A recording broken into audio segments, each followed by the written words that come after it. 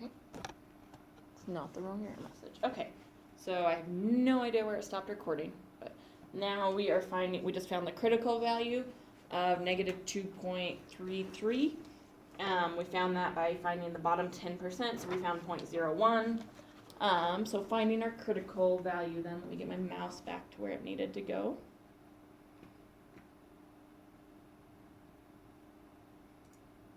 Okay, I guess what do they say? Left tail, they have negative 1.28.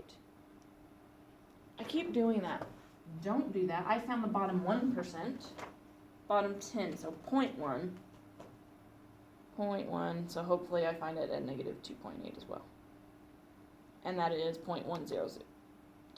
So I have it written right. I've done that a lot lately. I need to stop that. Compute the test value. Compute the test value means you're plugging in the things that you know. So they would have already found X bar for us. That came from the calculator from that one var stats. Okay, using technology, it just kind of says X bar. I don't even know what that actually says. 15, don't know. So we use the same formula, the X blah, blah, blah. Let me get that one there too. So we're using that same formula, the X bar minus mu, sigma over n. So 75, so that must have been a 75. I'm just gonna write that there. Okay, so 75, 19.2 divided by 6 basically on the bottom, negative 1.56. So our z-score was negative 1.28. Is negative 1.56 in this little area over here?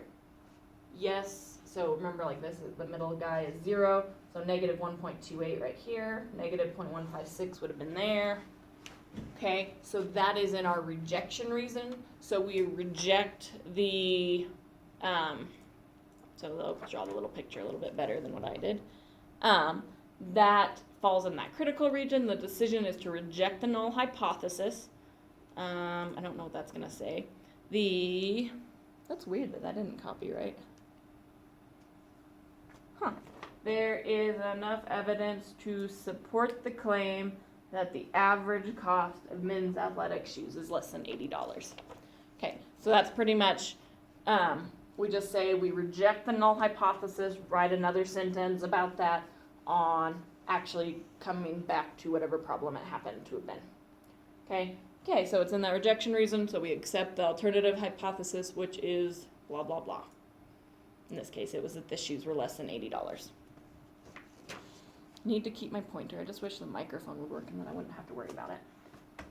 Okay, this one is going to be a two-tailed test, just so we can see those different types of things. So, a medical rehabilitation center education foundation reports that the average cost of rehabilitation stroke victims is 24, there we go, that many thousand, to see if the average cost of rehabilitation is different at a particular hospital. A researcher selects a random sample of 35 stroke victims at the hospital, finds the average cost of the rehabilitation is $26,000. The standard deviation of the population is about 3,000. At confidence interval of 1%, can it be concluded that the average cost of the stroke rehabilitation at a particular hospital is different from the national or from the actual average that they found different before? Okay, so different is, so it doesn't say less than or greater than, so different is going to mean that it's a two-tailed test. So the two-tailed test is going to look something like, I have this little area over here, little area over here. I go through, I find that process. So the first thing, don't forget, just if you kind of are following the steps, I always kind of skip ahead, is what are your null and your alternative hypothesis. So I'll write that on the side so we don't lose it anywhere. So H0, H naught, a null hypothesis, mu equals that 24,672. The alternative hypothesis, H1 colon mu is not equal to that 24,672. Okay, so those are that's basically our step one for that alternative hypothesis. Okay, so we have that guy. Next step is find the critical value. The critical value means we're using our z-chart in here. So to find our z-chart now, okay, our value, our alpha that we care about is 1%. If I have 1% on both ends, then I'm going to have a 0.5% on both ends, really. Or I can't have 1% on both ends. Sorry, I mumbled that through that one. Okay, so in the middle, I really have this 99%, so 0.99. I think it's easiest to find this bottom score if I can remember to do the right one. So now I'm actually going to look for 0.005.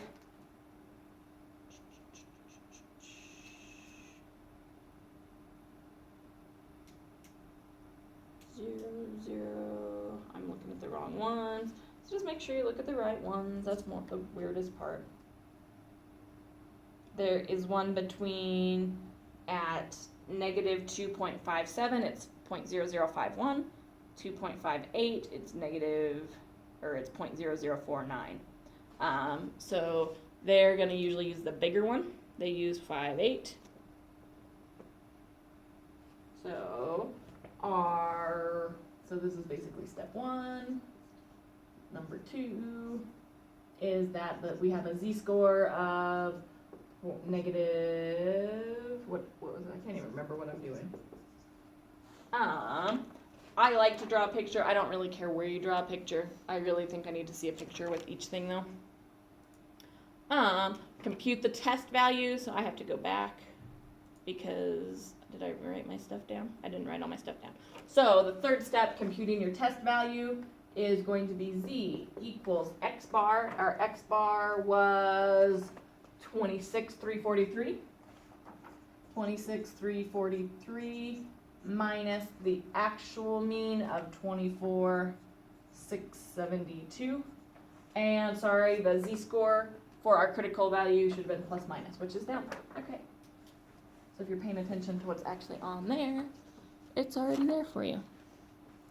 Okay, so plugging things into the value, then I would have my standard deviation, which is 3251 divided by the square root of the number of people you have.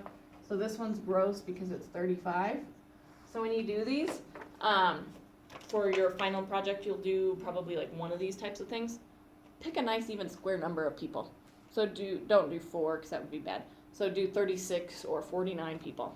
So 36 will probably be the easiest one to do. Finding the critical value, we've done that above. I keep reading the different things. So I have my z-score all set up. We're plugging stuff in the calculator. Once we plug stuff in the calculator, we get 304. I just want to write that down in case it goes away on the next slide. Okay, is that outside of the plus or minus 258? Yeah, it's outside. So this would have been, like if this was 0, this would have been positive 258. This guy would have been negative 258. Okay, 304 is up here. Okay, there's enough evidence to support the claim that the rehabilitation cost of a particular hospital is different. Okay, and we kind of just say I think this is backwards, so this should have been your last step where you make the summary. Okay, but we reject it because it's outside. Test value falls in that critical region. Okay, I don't like the words. This book uses critical and non-critical. I don't like those words because it's like, oh, okay, do I reject it if it's critical? Where's the critical? I don't like that. Okay, if it's within this middle piece where everything else is, then I get to keep it. So I'm okay if you don't use critical region. What was the other words it used that I liked last section? It was like non-rejection and rejection. That makes more sense than critical and non-critical because don't have a clue which one critical and non-critical still is. Okay, so that's kind of how I feel about it. Hypothesis testing.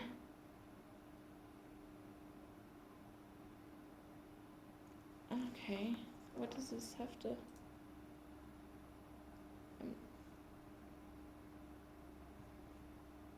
I think we kind of do this. I just don't know why they have like a graph about it all the way. critical value, test values. What's the p-value method? Let's look at this p-value method.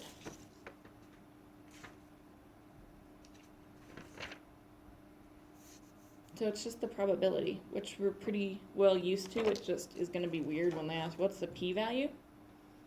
I think is the only weird thing there. So it looks like, okay, so p-value, just think about it in terms of area. They just kind of threw it in for stuff that we should be doing already. So the p-value is just the probability under the curve. Don't think weird things like I don't know whatever I was trying to do. Okay, we have the alpha and the p-value that we'll use in these different things, which we've already been using the whole time. I don't know why these wouldn't be like the beginning things instead of the end things. Step 3 is, they call it the p-value. I guess maybe they want a probability with it. It doesn't seem like it. Let me see if any of the books even.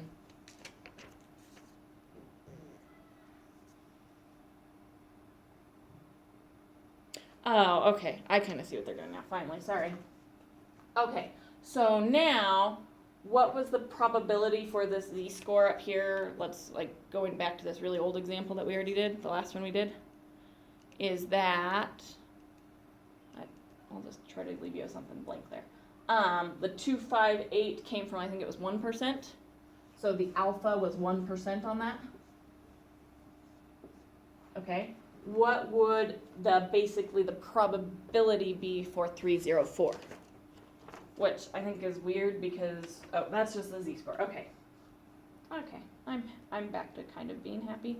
So I come on my chart, I have 304 is 9988. So that one's kind of backwards, so I'm going to do negative 304 so I don't have to subtract it from 1. So negative 304 is 0.012. So that makes my p-value 0.012. Is that greater than my alpha? Yes, I'm rejecting it. I still like drawing it on a graph instead of just trying to do it with the numbers because I don't know that I would keep track of if my p-value is bigger than I rejected or if my p-value is, my alpha is smaller than my p-value or if my p-value is smaller than my alpha. I feel like I would get really backwards with that. So I don't know how you're going to feel it, but we're going to do some of them. I think we'll probably just do like one. Hopefully I don't have much more on there. Okay, so a researcher was just to test the claim that the average cost of tuition and fees at a 4-year public college is greater than $5,700. I don't know when this book was, but I'm going to say yes it is. She selects random sample of 36 4-year colleges and finds the mean to be 5950. The standard deviation is 659. Is there evidence to support the claim at 5%? I think that should have been like alpha is 5%. Use the p-value method.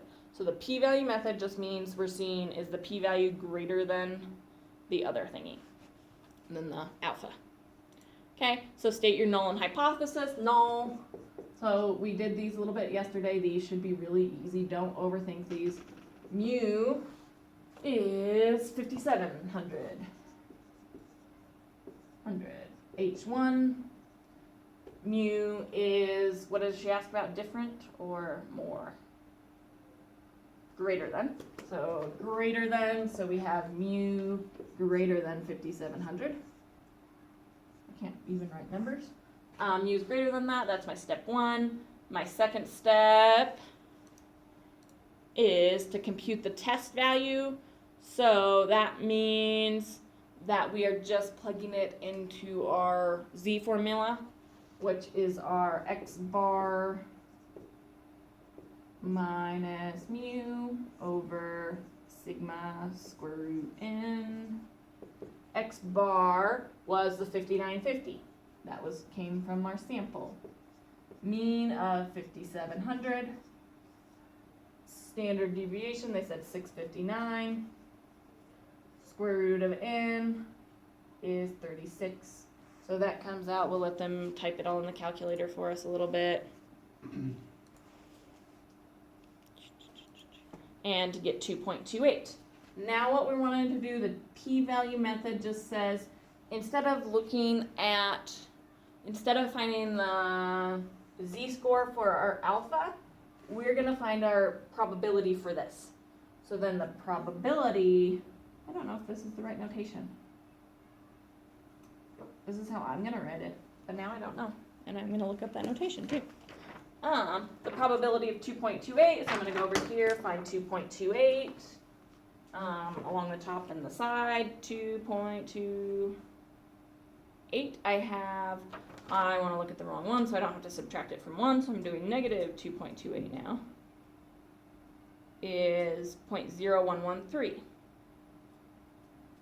Is that right? Yeah. 113? Is that greater than the probability of that 0.5 that we were asking about? No, so we're going to say that this is still within reason. We're not going to reject the null hypothesis because of that. So our p-value, let's hope I found the right p-value this time, because that's, whoops, I'm clicking on the wrong thing. 2.28, yay. The area under that is 9987, so I just one from that was the 113. Okay, you can do the subtraction, that's fine. You're doing it in the calculator. The decision is to reject it since it's less than the 0.05. Do they have different rules somewhere in here?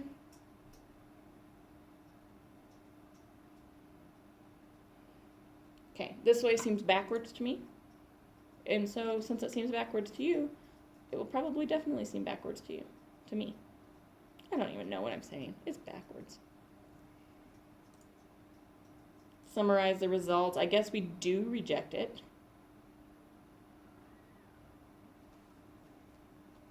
So I think you still have to draw a picture. Like, I don't even know what the point of this is, because, like, I kind of was thinking it would help you avoid drawing the picture, maybe. Okay, there's rules on page 421, and you should do those rules on page 421. Whoops. We're not going to do another example, though. I don't even know what example that's supposed to be there. It's a two-tailed one. That's what the example is. So if it says it's less than or equal to, reject it. If it's greater than it, do not reject it. So it's kind of backwards, which I just think is annoying because then you have to learn the different rules. Okay, so we're going to stop.